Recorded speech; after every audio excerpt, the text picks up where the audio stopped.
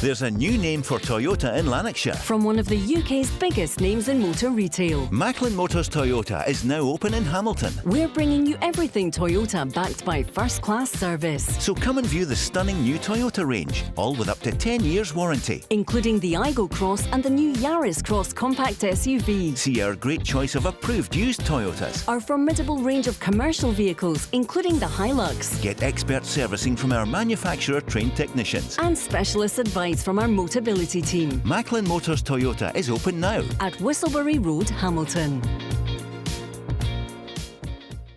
The Go Radio Football Show with MacklinMotors.com, representing some of the biggest motoring manufacturers across Scotland. Let's go!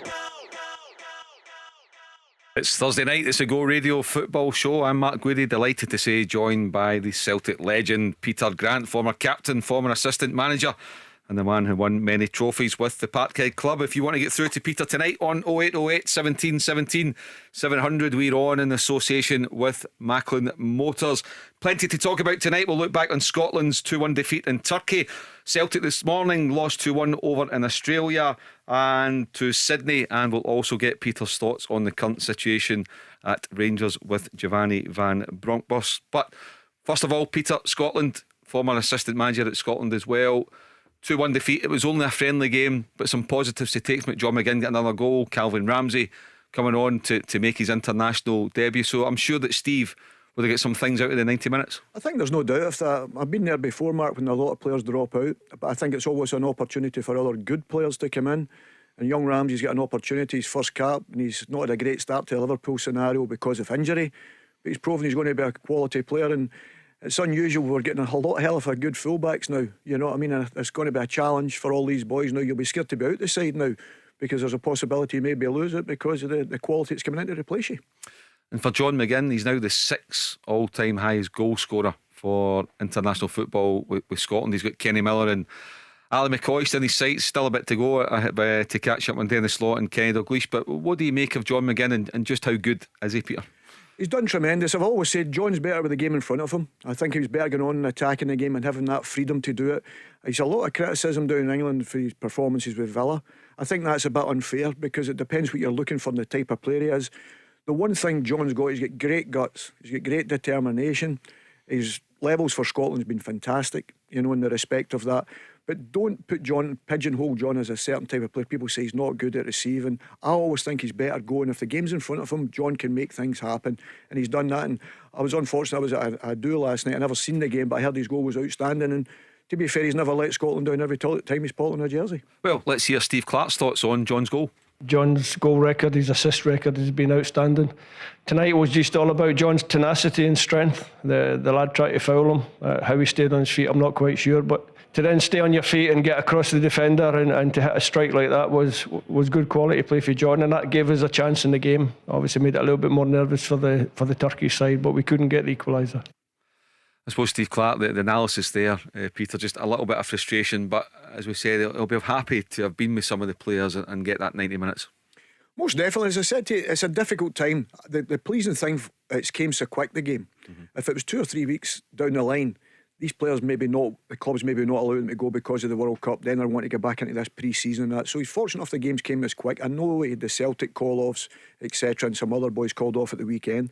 So it gives him a chance to do that. And what it gives you as well, you see the ones that want to come, like a John McGinn, who never lets himself down, who wants to turn up all the time, wants to perform all the time. And that's what you're delighted for, and you're hoping they get their rewards from it. And I think any time, as I say, as a young man, when you get an opportunity to pull the jersey on for Scotland, what an opportunity it is, because all the things you do at the club, you're hoping you get that chance. And for John, it'd be a bit of relief as well, because he has been getting a bit of criticism. I thought he'd done well at the weekend against Brighton. I thought he'd done well. They played him a more position that probably suits him better, just allowing him to go and support that front man quicker. And he does that very well with Scotland, and he got brought down for the penalty kick at the weekend as well. So that shows you that's his strength. And I think he's just been asked to do certain other jobs that maybe is not John's strengths. And I think that's always difficult when you're asked to do a job but it's not your particular strength, but you're willing to do that for the team. And I think he's been caught out a wee bit with that. People have pointed to the captaincy. The one thing with John's the same player whether he's got the captaincy or whether he's not got the captaincy. He gives you 100%, whether it's good, bad or indifferent. He gives you 100% commitment. And I just think people, it's been an easy stick to hit John with at this moment in time, because let's be perfectly honest, if he wasn't with them, they would have never got promoted. That's a fact. And he's a big part of keeping them in the Premier League also. So great credit to him. So I'm pleased for the guys like him. With his brother Stephen on last night, and interesting enough, it's just backing up what you said, because Stephen gave us a great insight, and he said that Unai Emery called John in for his first meeting and says to him, I'm looking at your international numbers, caps, goals, assists. He says it's outstanding. He says, where is this coming from? I think he's also saying, you're doing this for Scotland, why have you not got the same kind of numbers for Villa? But you're right, it's a different role, isn't it? With Scotland, he's closer to the striker. Well, that's exactly what we thought when Big Alec was there. That's what we thought, that was his game. It wasn't playing as the deep line one, getting on the ball and being the playmaker. We thought, listen, he's got that energy, that power, let's go and use it. We know he could finish, he can hit the ball like a bomb, as you know. So we felt that was important for him, and he never let us down at any time. And he was a big player, and that's why we played him in that area, because we felt that's where you get the best from him. And even the simple thing like playing him on the right, if it's a 3-man midfield or that number 10 position, I think actually that place he played for Villa the other day there, playing in there, but just that freedom to go and support, but also the fact that he comes in his left foot, he's got still the full pitches open. So playing on the left hand side, sometimes you're narrowed down one channel, but he's playing on that side of it, the full pitch opens up for him. And listen, he knows he's always got out improving things. That's football players, you're always doing that to the day you stop playing, But the one thing, as I say, it gets him by a million things, is the guts he's got. He's never shied away from it, he's never shied away from the criticism. He's had the kicks in the teeth this year, being left out and whatever. But I think that tells you enough about his character, and you can't have enough of that, because character is a massive, massive part to playing football today, especially with social media and that is. And if you don't have character and you look at that and you watch all these things, that it could put you under. And John's been the opposite. He's grown with it, and I'm delighted he's done so well for Scotland again. Well, let's get John McGinn's take on the game last night. Tough game to start with, very difficult pitch. Took us a wee bit of time to adapt. Craigie pulled off a few good saves, but eventually we kind of got a foothold in the game, and unfortunately something we've become so strong at, defending set pieces, poor goal to lose, and we're going at half time 1 down. We changed the shape, lost a poor goal, but we regrouped well, and I think we finished the game as strong as what we could have, and probably could have nicked a point. It's a friendly draw. Probably could have taken a draw away. So another huge learning curve for us. Great to see Calvin make his debut, and it shows we've got young players coming through. Obviously we don't want to lose. We were 4 unbeaten going into this, so disappointing to lose, but we learned a lot tonight, and the next time we play it'll be the real thing. So we'll learn from mistakes, and we'll certainly build from it. One thing that was coming through loud and clear last night as well, Peter, and Andy Robertson spoke about it in the build up to the game, and we'll get a couple of clips from the guys as well. Now that the World Cup's just around the corner, it kicks off on Sunday, the realism, the frustration, the jealousy, whatever you want to call it, is kicking in, that Scotland's not there. Are you feeling that too as a supporter? Absolutely. I keep saying that. Imagine waking up, even now, myself, I'm going to the gym in the morning and whatever, it's teeming the rain and freezing cold, and I'm thinking to myself, it would be brilliant to be out and training in Qatar now, just as a supporter or a coach or whatever, watching the games. So it's fantastic for these players, and that's the aim, and that's the hunger you've got to have playing for Scotland, is to try and get to the European games. You've got to try and get to World Cups, because we were brought up in it. I was fortunate during my time that Scotland they were always in most tournaments, you know what I mean, and it was fantastic to watch, and you were so excited. And it gave you the love for the football, because as a young player, that's what you wanted to try and achieve. So we want to see our players playing in these stages, and the only way you do that obviously is we winning games of football, and we're all jealous of it, because I know there's a million things people talk about Qatar, but the bottom line is the players have just got to concentrate on the football. The arenas are fantastic, and it'd be magic to be walking out to World Cup, you know what I mean? Absolutely magic for any player. It's a dream. And unfortunately for us, we've not done it often enough in the latter years. Let's get John McGinn's take on the fact that Scotland are not at the World Cup, unfortunately.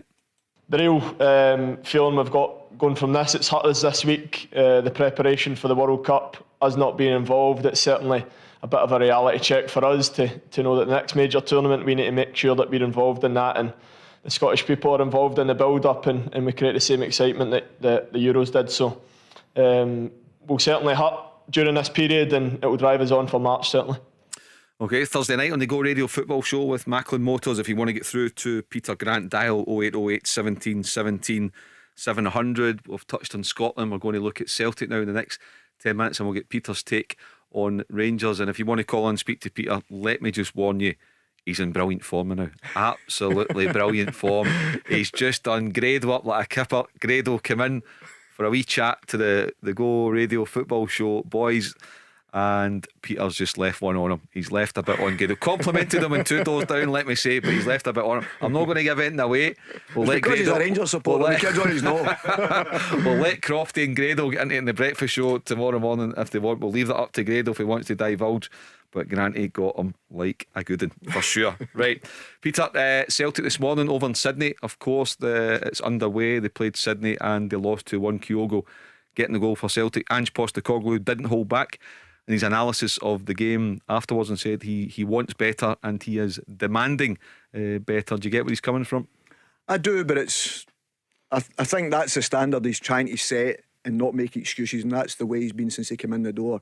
So if they don't play well, he doesn't try and make an excuse. But I can honestly say I can make an excuse, because we went to Brisbane when Tony was manager, and for 5 days we were there, or 6 days or something, and I never slept for 6 of them. So I know what it's like, how tiresome it is. Your body's all over the place. So the players, out 2 days ago, how difficult it can be. And I'm not making excuses. Maybe I never seen the performance, but it is very, very difficult, Mark. Let me tell you, and it's not easy to travel that distance. I know the manager won't look at that, and he wants that demand for guys that started who have not played a lot of games, and it's a bit unfair name as well, because we always say it week in, week out here. He's done that very well. Most of the players he's managed to use, he changes them at a certain time, but especially the front men. The back four and the goalkeepers predominantly stayed the same. The midfield predominantly stayed the same till Callum disappeared. The front men have always got subbed round at about a certain time, and it's the same players that's been able to go on to keep that standard up. But the boys that played today have not played for a long time. Some of them, you know what I mean? And I feel a bit of sympathy for them that way, and it's very unusual. I'm like that with football players, but I can only talk from my own experience at the time we went. As a coach, I can remember saying to myself, thank God I'm not playing today, because how my body felt. And I know Brisbane is obviously different from Sydney in the respect to that, but I found that really difficult. And I know Ange's probably putting that down because that is the standard, as I say, he's set from day one, and he doesn't want to make that excuse and give anybody an excuse. If they don't play well, he's just going to say they didn't play well. That wasn't the standards we set. That's what we're expecting. Let's move on and let's get a better performance come against Everton. I suppose as well, with him being back in his homeland, he's wanting to put on a show that what he's doing at the football club, how good Celtic are, what a massive club they are, etc, etc, etc. It'll be real disappointment, won't it?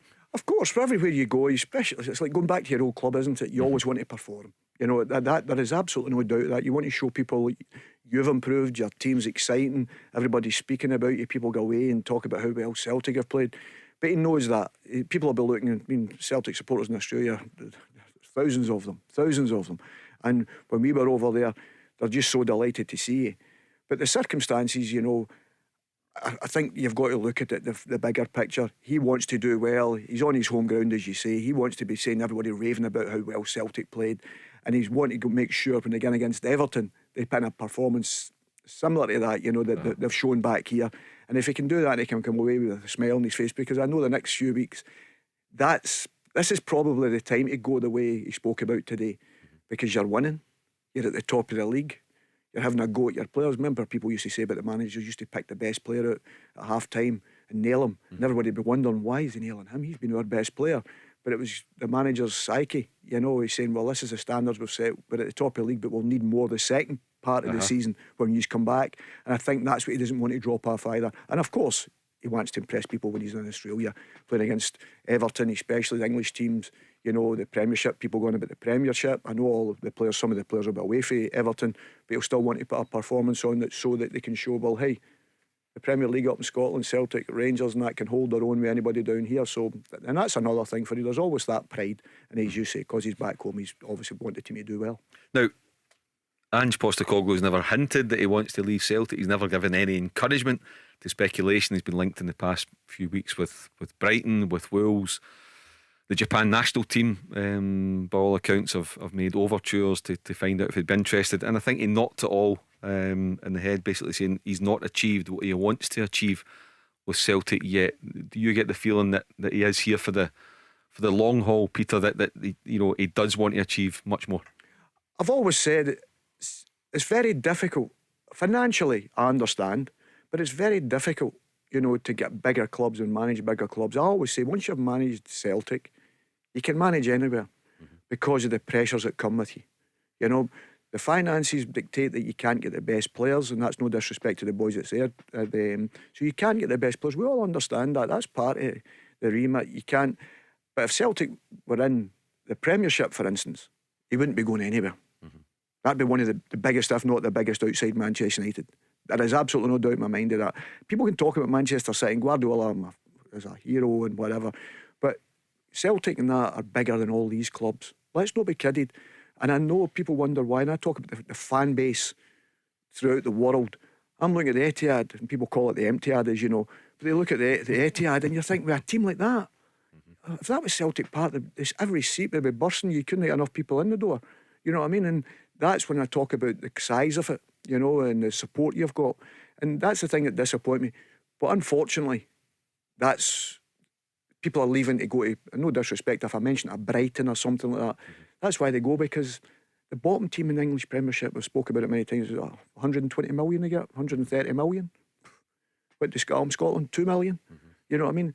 And that's very, very difficult. Financially for the manager, you're talking about Graham Potter they're talking about 12 million a year. You know, if he's getting 12 million a year, 5-year contract, it's not a bad contract. I'm sure Ange won't be on that at Celtic Park. So financially, the managers maybe have to look at it sometime. But I can see the things he says that he's not achieved. He'll want to win the treble. He'll want to be a Celtic manager that wins the treble. That's always the thing as a Celtic manager, to win the treble. People talk about Europe, whatever, win the treble. That'd be fantastic for him, and that's something he wants to achieve. Then could he be that manager that gets us out the section in the Champions League? That's another thing you can achieve. Is it possible? We don't know. But they're the things he's got to try and achieve. I think there's really one thing that probably the Celtic fans have picked up from Postecoglou in the past 18 months is when he says something, you tend to believe him. You know, I don't think he's a kind of guy that says something for the sake of it to tick a box and to appease people. He seems genuinely honest. When he says something, he tends to see it through. I think he's been brilliant in his press conferences. You can see he waits and he listens to the question and he answers that question, and he answers it whether he's cheeky with it, a bit of tongue in cheek, makes a bit of laugh with it, or he just hammers you back. You know what I mean? Because it's a silly question. Because sometimes they've already answered the question and the guy's asking because they've already wrote it down. And I think he's very much aware of that. So he plays the game in the respect of that. He answers the question. He goes into a wee bit. It's not just a straight back yes or no. He goes into a wee bit of detail. This is what we have to try and achieve. This is what we have to try and do. And that's what I'm saying. Is that the psychology even in this game, saying that the standards were below where we are? It's just letting the players know we've not achieved anything. We have to keep winning. We have to go and set the standard. And he's not going to give them excuse of tiredness of travel, because that'd be easy. I'm giving him that. But that would be easy to do that. But he's not giving them that because he knows the standards. Right, we've got to demand that all the time. No matter the circumstances, we've got to demand that. And he's very, very good with the press. I think he's been brilliant for it. You know, and to be fair, and people go on, we'll talk about Rangers later, but you talk about Van Bronckhorst, I think he's been very good. I think the two of them have been excellent, the way they talk to the press. You know, they talk about the game and they talk about the understanding of it. One point before we go to the break, and then we'll go on to Rangers. The gap is now 9 points at the top, with Celtic beating Ross County, Rangers drawing at St Mirren. There's now 9 point gap. Peter, is the title race over? Yes. Because it's cut and dried, is that? Yeah, because I just think Celtic have got the players. I've said it about the squad. I said it at the start of the season. That's what I go on. Because if Celtic get injuries, they can deal with it. Rangers have proven they've had injuries and they can't deal with it. And that's the big difference. OK, if you want to get through to Peter Grant, he said the title race is over. Celtic fans, do you agree with Peter? Rangers fans, do you want to have your say? Is there still a way back under Giovanni Van Bronckhorst, or do you want change at the club? You can call us on the Go Radio Football Show on 0808 17 17 700. The Go Radio Football Show with MacklinMotors.com, representing some of the biggest motoring manufacturers across Scotland. Let's go! It's Thursday night on the Go Radio Football Show. I'm Mark Guidi, delighted to say joined by Peter Grant, and I've just had another one of the breakfast show hosts popped into the studio. Granty, word is spreading. I was making Crofty, sure I never said anything this time. I don't want two of them waiting me outside. The boys are getting ready. Crofty and Grady are getting ready for the big bash on Monday. It sounds like a belter. Don't miss that. OK, Peter, what's your take on Rangers? As we mentioned there just before the break, you've said the title race is over. Celtic are 9 points clear. What do you think of the current situation with Giovanni Van Bronckhorst? He is still in charge at Rangers, and it looks as though that the Rangers board are going to stand by him. I think he still should be manager, and I know people will be saying that, yeah, you're saying that as a Celtic man, whatever, blah, blah, blah. No, because I think he deserves the opportunity, and the reason I'm saying that is if they've got an injury list of 10 players, and you'd probably say 8 of them would be in the team. That's as far as much as I would go. And one of their main players at the start of the season, Lawrence, is not involved. You've had Hadji Nat out for most of the time he's been there anyway. So all these players, if the full squad was available, then I'd probably have a completely different scenario. And I've been there as a manager. I know what it's like when you've got top players who are missing. You've got an 18-year-old playing at centre back, and no matter what level you're at, you'll tell me anywhere else in the world an 18-year-old's playing with any of the top teams in Champions League at centre back, because it's a position you need experience and the respect of that and know-how. And that's when you're playing with another experienced player. It's been two young boys, a midfielder been playing at centre back. Sans. You know, so it's very, very difficult. So I'm taking the manager's side on this respect. He's had a lot to do with Morelos' situation, you know, and I think people are seeing that now. That the manager, he was really now getting into one of the biggest games, the European game, and he had to leave him back home. That's the soul destroying as a manager, you know. What would you do with Morelos in January if you know just for me? I'd have probably lost my job because I know how stubborn I can be. I'd be like, finished. If he's letting the team down and the club down, I think that's the most important thing, because can I trust him again if he's done what he's supposed to have done and what we've seen since? For me, I'd have probably said no. Well, listen, he's got to go. But I understand Rangers' situation, because at that particular time everybody was saying he was worth X, Y and Z, so I can understand the reasoning behind that. But for me, I'd have found that very, very difficult, because I'm going into one of the biggest games, a European, to qualify for the Champions League, the amount of money it was at stake, everything, and he was unprofessional. That's, for me, is unforgiving. You're paid to be it's the best job in the world, bar none. Bar none, and I keep saying it, anybody says anything again, you're getting trained to keep yourself fit, to play with your club with 50,000 people singing your name week in, week out, and you don't do the one thing you're asked, to look after yourself and prepare properly. That's all you're asked. Because when you're in a football club, people think you're their player for 24/7. And that's why I say you've got to be professional 24/7. No matter if you're like, we can let our hair down now and again, for sure. But there's times and places for it. But they were getting into the Champions League game and the manager's got to leave him behind. I found that so difficult. And it's very difficult for Gio then, you know, in the respect of that, because he's got Kolak, who's done fantastically well for him goals-wise. But if he gets injured, you've got Roof out, you know, you've got Hadji, you're playing midfielders near enough up there. You know, they sort of had to keep him on side, didn't they? Absolutely, yeah, absolutely. And it's a really difficult position for the manager, you know, and that's why I've got a lot of sympathy. If all these boys were fit and they were getting the same results, then there'd be a completely different question getting asked. Because I know myself, I've lost 4, drew 7, lost my job at Dunfermline. I'm not going for the Champions League, but I lost my job because I never won games of football. So you understand that. So that's fine. That's life. You know, you've got to go on with it. But I felt for him, especially when you're at a club like Rangers or Celtic, that is the demand that's on you to win. So how are you going to win? You need your best players available. You know, you need your best players being professional and ready for every single game. And Rangers, unfortunately for them, have not done that, and more so unfortunate for Gio. Okay, if you want to get through to Peter Grant on the Go Radio Football Show, you can get him on 0808 17 17 700. That is a number dialed by Regan. How are you doing, Regan? Look, I'm doing okay, thank you very much. Hi, Regan. Peter, how are you doing? I've just getting 2 points for you tonight, Peter. Mark and Stephen were talking last night about James, saying that Celtic have signed a centre-back from Japan in January. And you've worked with James down in England, Peter. Do you think that means the end for James at Celtic then? Well, it's interesting to retain Mo on loan, and I can understand that because he was out. He was at Lorient, and he's out on loan at this moment in time. I think he's done well. I still see parts of his game that he should be better at, the more aggressive defending, which you have to do. But a lot of his games have been very, very good, and I think what he's done a little bit different from Starfeld on that side of the pitch. He uses the ball with his left foot, so it allows Celtic to play quicker. Where Starfeld sometimes goes across the back of the pitch, and Celtic don't play forward, and it allows teams to get set up a little bit. I felt at times, especially at places like Livingston. I thought they were too slow in their build up that way. But then I seen Starfelt when they beat them last season, at the end of the season, the first time for a long time, he played forward quickly. So I think I always like a natural left sider, but I think Mo has done enough to get an opportunity to stay at Celtic. Whether that is going to be financially viable, what they've got to pay for him, what his wages are, all this sort of stuff.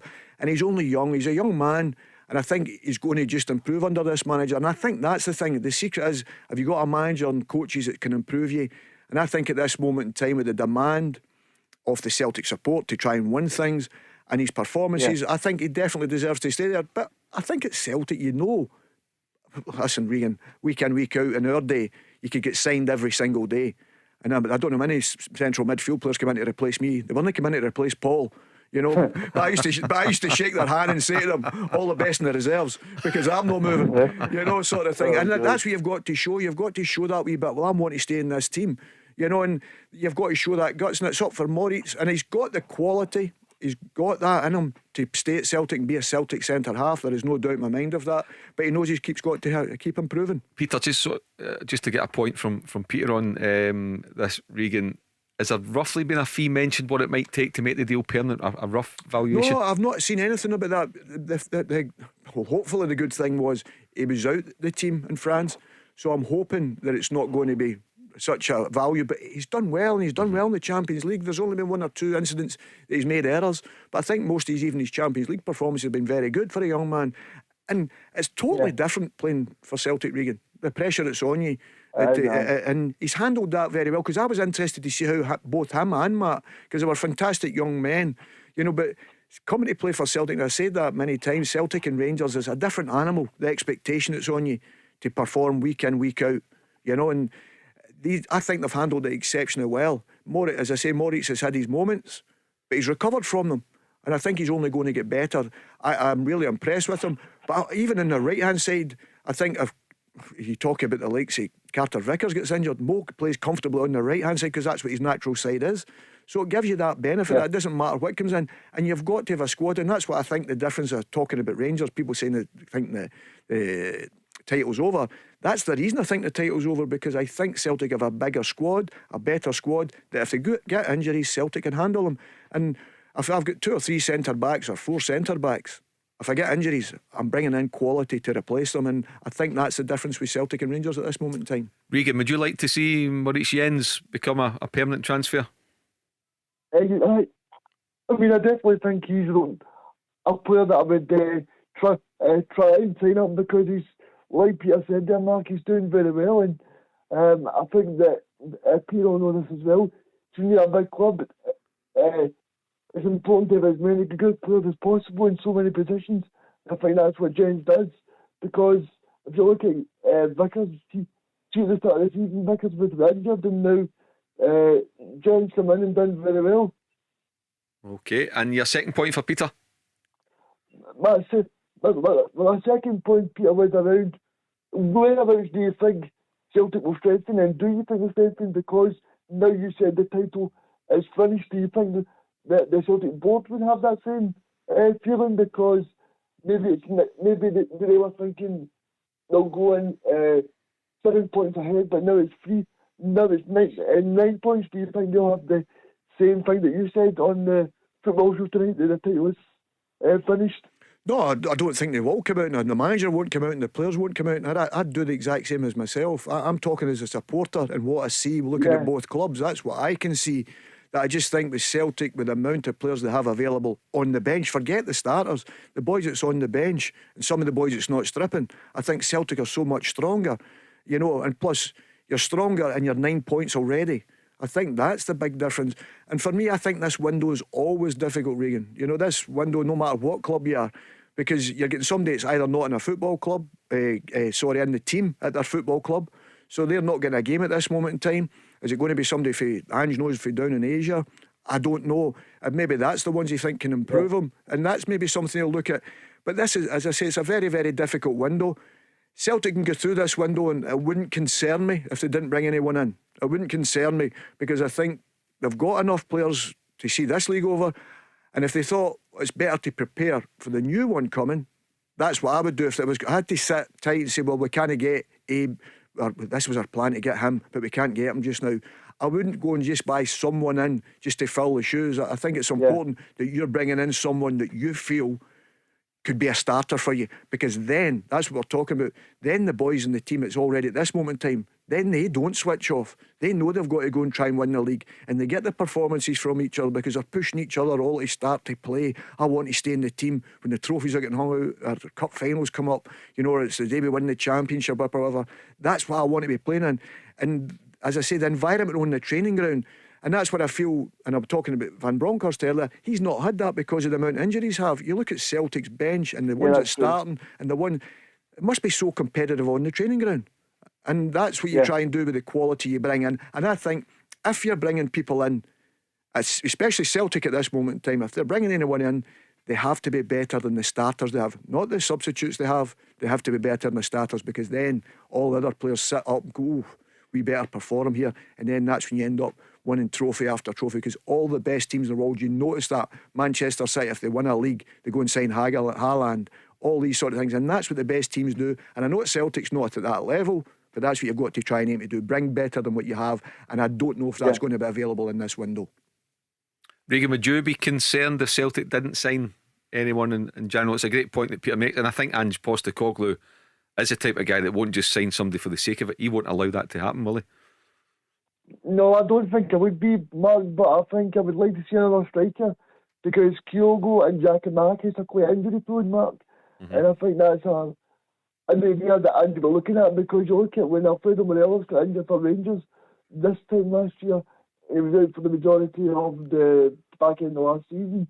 So that's what cost Rangers the title, and I think that if Kyogo gets injured, that could be the only possibility that I think that could stop Celtic from winning this Scottish title, because I think Celtic are well on course, like Peter says, with that 9 point going into the World Cup.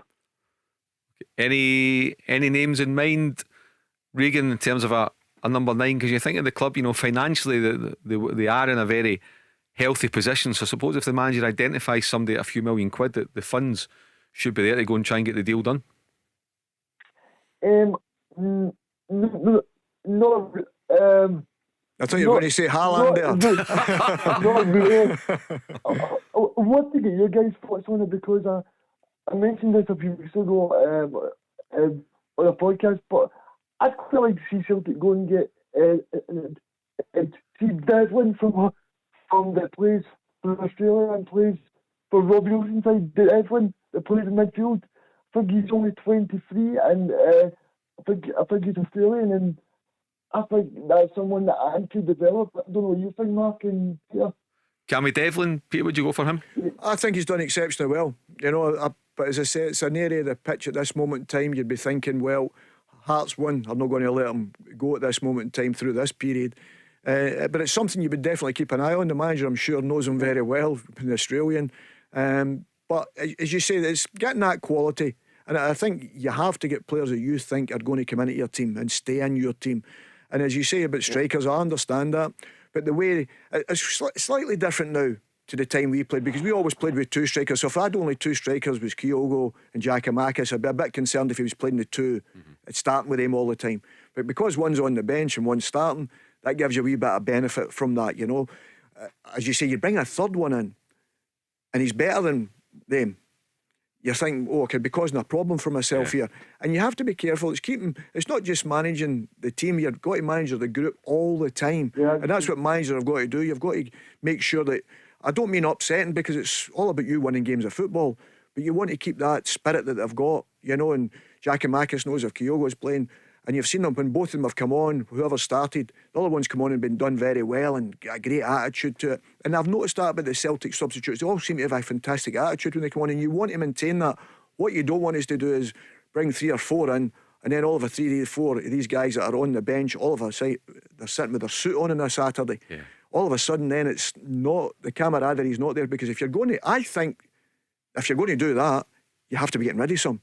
That's the thing. You have to be saying, I need to get them out, because I don't want that experience sitting in the stand, because it's unfair name, but also I don't want that negativity, which he's managed fantastically well, I must admit. He's been very fortunate that he's a great group of players that all seem to respond whether they're on the bench or starting. I think Brendan Rodgers made that point as well, didn't he, a few years ago, when he was asked about a third striker, with Dembele, maybe a young Edouard at the time, and he said, no, the way teams play now, There is only one striker, so do we really need a third one? Unless it was somebody exceptional, you don't see the point. And it is a great point. There's no, again, it goes back to that point. There's no point in doing it for the sake of it. Absolutely, 100%. And I think as Celtic supporters, you always want your team to improve. You always want to have a signing, because the supporters love a signing and seeing how good they are and whatever, especially quality. And I think the manager, we've got to accept that what he does so far, he's been spot on. The way he's recruited in the respect of that, the players he's brought in and the way he's balanced his team. He's brought the players for the right positions, who play the right positions. And you've got Moy now, who looks a lot fitter. That's probably an area I'd have looked at, because if you thought you lose Callum and it was a problem, I think Moy now looks fitter during that. He's had more game time. You know, he's got the World Cup, so he's going to be playing in that, hopefully. That he's going to have more legs because he's got that game time during the World Cup, whether it's 3 games or whatever or more. So he's coming back, you're hoping, fitter without any injury.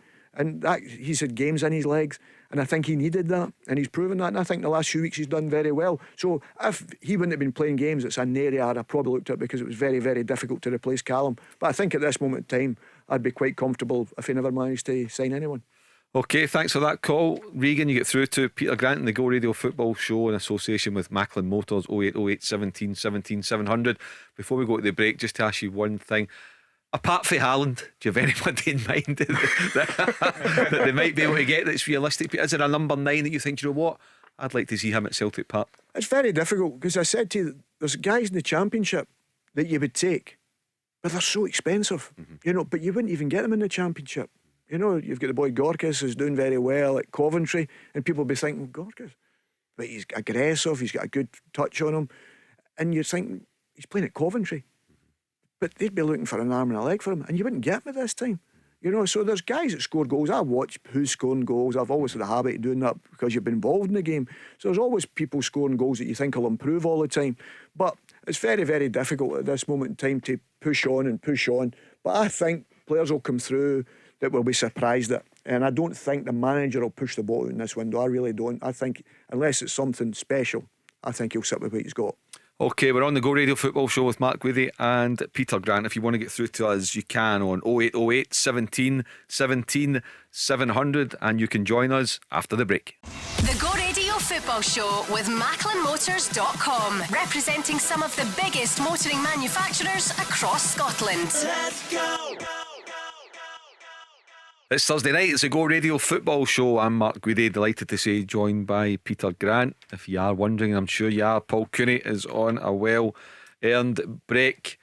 Good for Paul to get away for a few days, Peter, and recharge just before the second half of the season. I'm not sure it's well earned. He's listening, by he's listening. I know he's probably listening sitting in the sun, you know, having a nice breakfast. Not if you're sitting out here in the teeming rain, freezing cold. That's why I'm a wee bit jealous.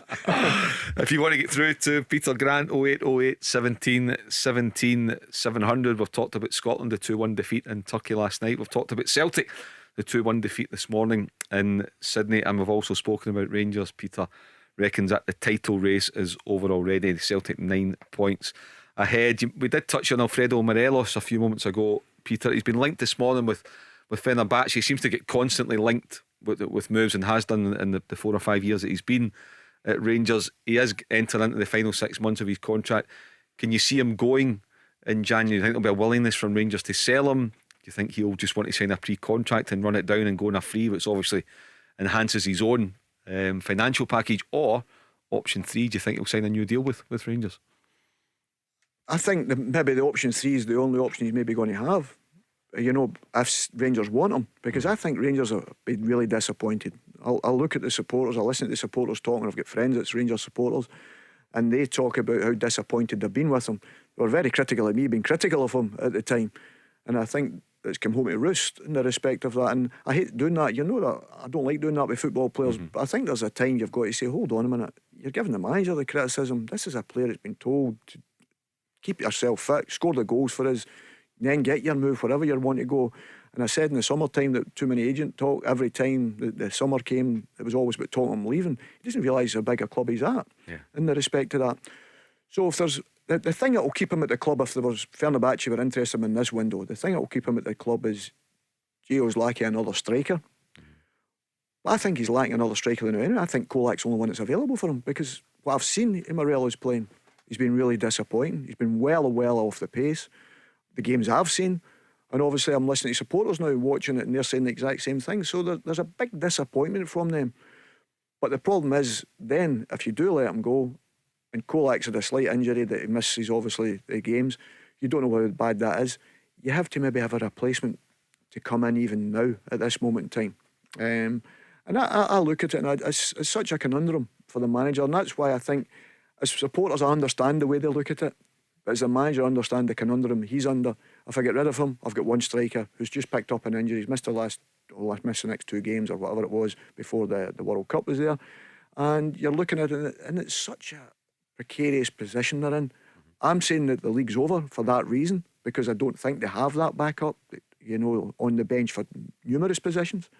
But for me, I think it's time for Rangers to get rid of him anyway.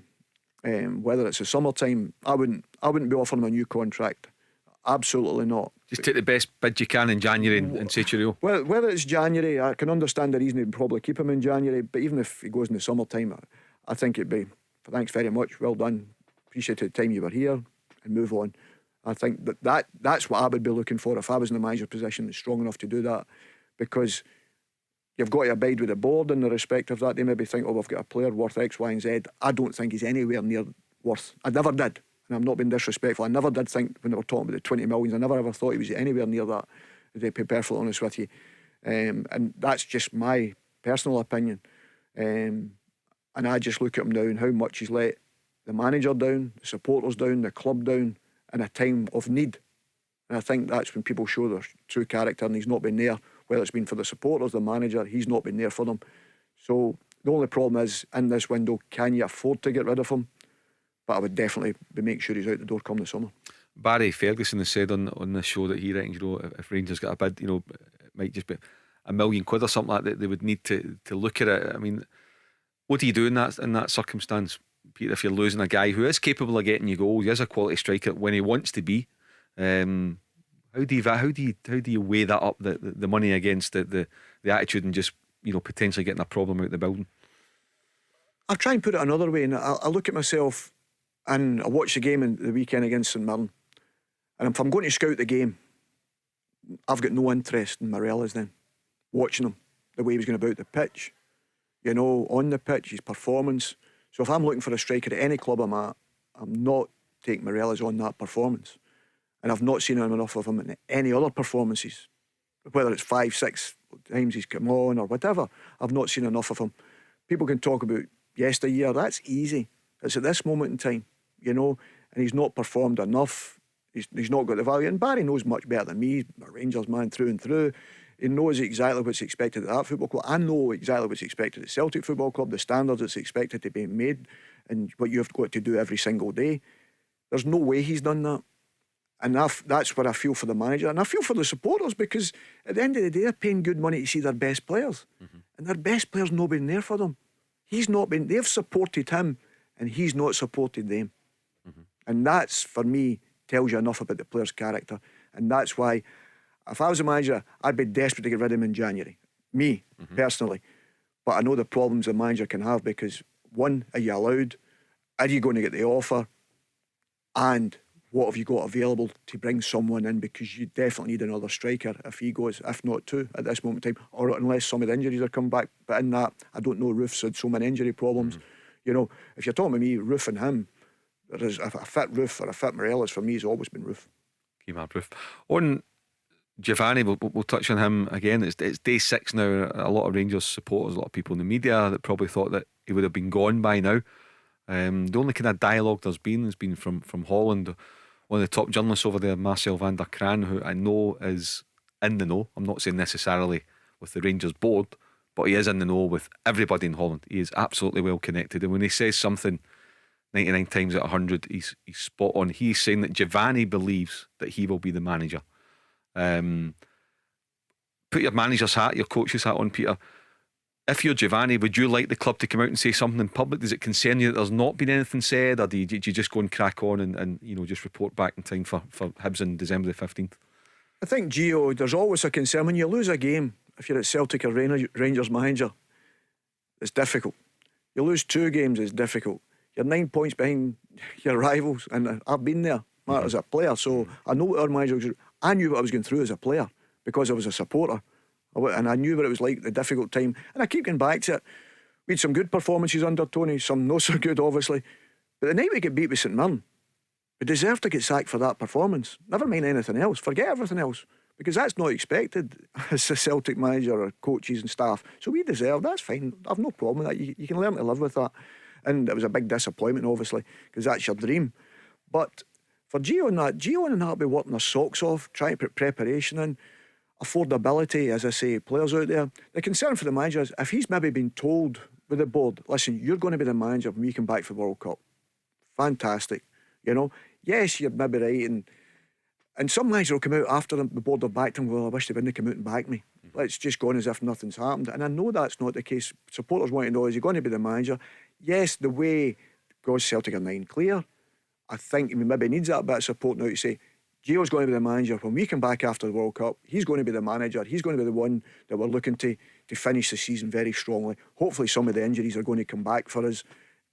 Blah, blah, blah. And make the second half of the season stronger. It's also as well, you know, putting a message like that out. I mean, we're focused a lot on Morelos tonight, but you know, collectively, there's a lot of the Rangers players that haven't been good enough. Otherwise, they wouldn't be 9 points behind Celtic by mid-November. Would that also send a clear message to the players? By the way, you're on a wee break now, but you come back ready to go with this manager, ready to give your all for the club. And as you say too, for the supporters who have shelled out for their season tickets, shelled out £180 for their Champions League 3-game package. So everybody get ready. There's not a change of manager coming. This is a guy that we're backing, and you as the players better get on board with that. 100%. And I don't see the reasons why they wouldn't be backing him, the manager. Listen, the manager picks the players. And listen, I think when you talk about Steven Gerrard now, I think tactically he's been better. That's me. When I watch games, Gio's better than Steven. When I've watched the tactical, right. Because in European games he's been able to change it. Steven had some great results, but I think tactically it wasn't the same. You know, you could watch, and you know the Dutch like to play the 4-3-3 because they've all been brought up in that. But he'd adjust that, he dropped his back three. We need all the players available. He's not had the opportunity to do that in any games because he's not had enough players. He's not had enough of his quality players available. So I'm very much on the manager's side here because of that respect.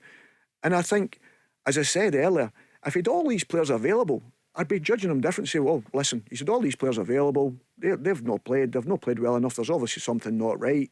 You know, maybe they're going to look somewhere else. But we understand that. Supporters look at the results, and I understand that. And I understand from my own, as I said many times, if you're not winning games of football, you're always under pressure with an expectation.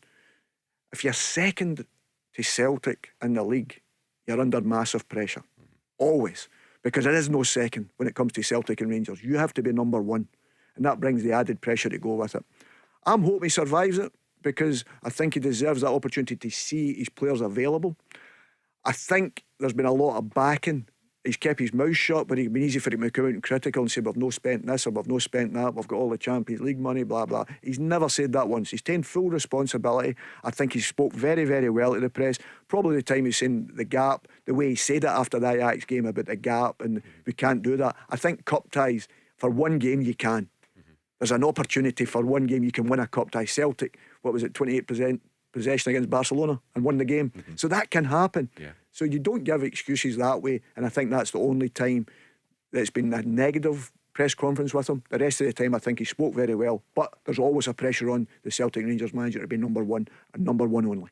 We're into the final minute of the show. It's been brilliant. We're only on till 6 o'clock tonight. We'll be back tomorrow and I'll be in the company of Barry Ferguson. Peter, World Cup starts on Sunday. It's in Qatar v Ecuador opens up. Who's your tip to win the World Cup and why? We're into the last 45 seconds. Believe it or not, I think England's got a right good chance, and that's killing me. I'm hoping Argentina. I'm hoping Argentina for Messi because I think he deserves it. It's been an honour and a privilege to live through his career watching him play. So I'd love Argentina to win it, but I think England are getting in here. It's the first time I've not heard them going with all this expectation to win it. We're bringing it home and all these things, and I just think maybe that little bit less pressure has helped them. I'm hoping I'm 100% wrong. I'm hoping it's Argentina, but you still get your house in England. I'm saying nothing. Brilliant, Peter Grant. As always, it's been an absolute pleasure on the Go Radio Football Show tonight. It's been Thursday evening. We've had a jam-packed programme. Thanks for your calls. Thanks for all your comments on the socials. And we'll be back tomorrow night. I'll be in the company of Barry Ferguson. Speak to you then. The Go Radio Football Show with MacklinMotors.com, representing some of the biggest motoring manufacturers across Scotland. Let's go! There's a new name for Toyota in Lanarkshire. From one of the UK's biggest names in motor retail. Macklin Motors Toyota is now open in Hamilton. We're bringing you everything Toyota, backed by first-class service. So come and view the stunning new Toyota range, all with up to 10 years warranty. Including the Igo Cross and the new Yaris Cross compact SUV. See our great choice of approved used Toyotas. Our formidable range of commercial vehicles, including the Hilux. Get expert servicing from our manufacturer-trained technicians. And specialist advice from our Motability team. Macklin Motors Toyota is open now. At Whistlebury Road, Hamilton.